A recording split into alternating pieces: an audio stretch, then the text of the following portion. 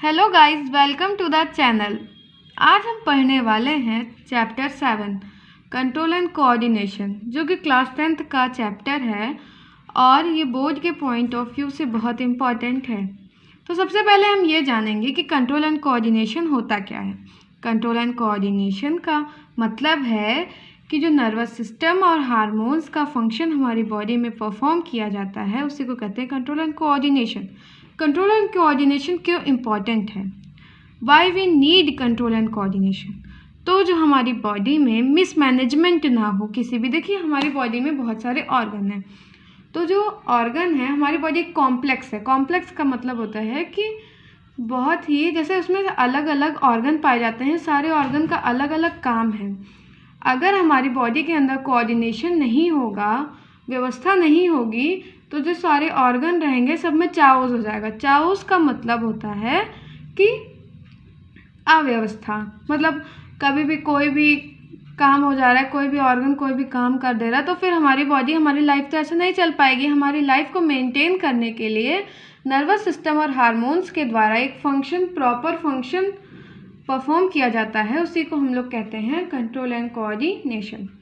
अब ये तो हमको पता चल गया कि नर्वस सिस्टम और हार्मोन क्या करते हैं, कंट्रोल एंड कोऑर्डिनेशन करते हैं हमारी बॉडी में। तो अब उनको पता कैसे चलता है कि हमको कब कौन किस जगह पे क्या कंट्रोल करना है? तो इसके लिए आते हैं रिसेप्टर्स। रिसेप्टर्स क्या होते हैं? जो 5 सेंस ऑर्गन होते हैं उन्हीं को रिसेप्टर्स कहते हैं।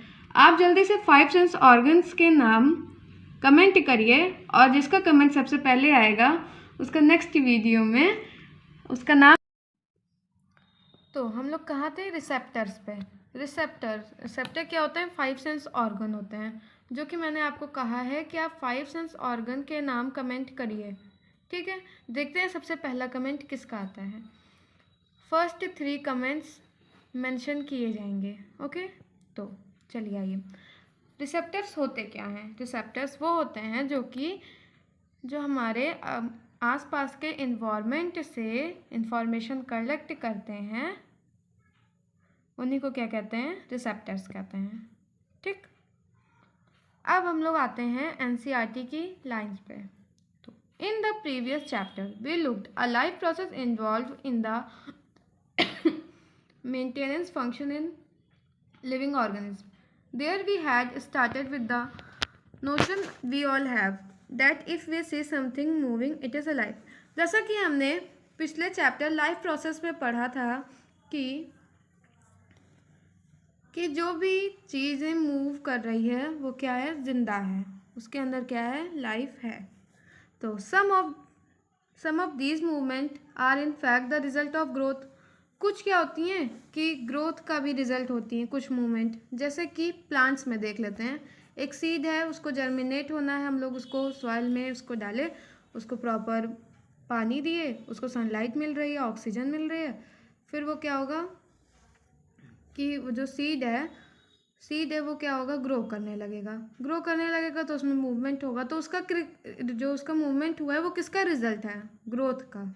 लेकिन हर मूवमेंट ग्रोथ का रिजल्ट नहीं होता है। जैसे कि हम लोग देखते हैं कि कोई कैट रन कर रही है, बच्चे खेल रहे हैं, झूल रहे हैं, तो ये सब क्या है? ये सब क्या कैट बड़ी थोड़ी ना हो रही है कि उसके अंदर मूवमेंट हो रहा है।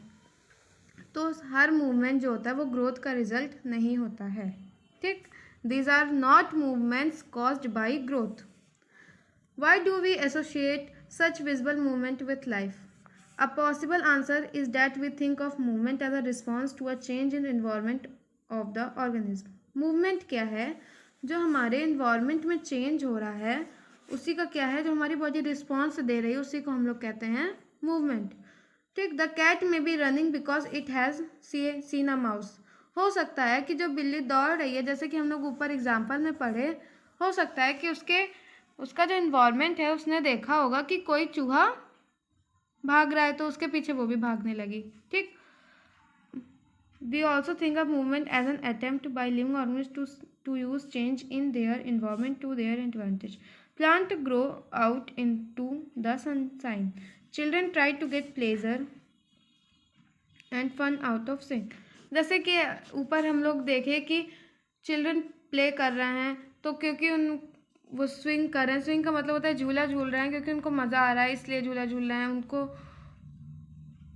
उनको मज़ा आता है खेलने में इसलिए वो खेल रहे हैं। तो ये ज़रूरी नहीं है कि वो उनके अंदर ग्रोथ हो रहा है, वो तभी मूव कर रहे हैं। वो जो उनका इन्वायरमेंट है वो इसको रिस्पॉन्स में जो उनकी बॉडी में चेंज हो रहा है उसी को हम लोग मूवमेंट कहते हैं, उनकी पोजीशन में जो चेंज हो रहा है। ठीक है, अब देखो buffaloes chew cud to help break up tough food so as to be able to digest it better.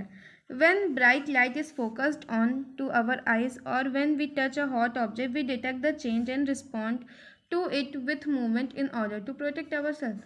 अब जैसे कि हम लोगों की अगर आइज़ के ऊपर डायरेक्ट लाइट आ जाती है तो हमारी आइज़ क्या होती है, वो खुद ही बंद हो जाती है।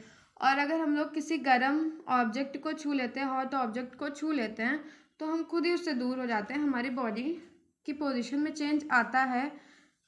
तो वो ऐसा क्यों होता है? क्योंकि उस टाइम हमारी बॉडी जो हमारा नर्वस सिस्टम रहता है वो हमको लोग को क्या करता रहता है, प्रोटेक्ट करता रहता है।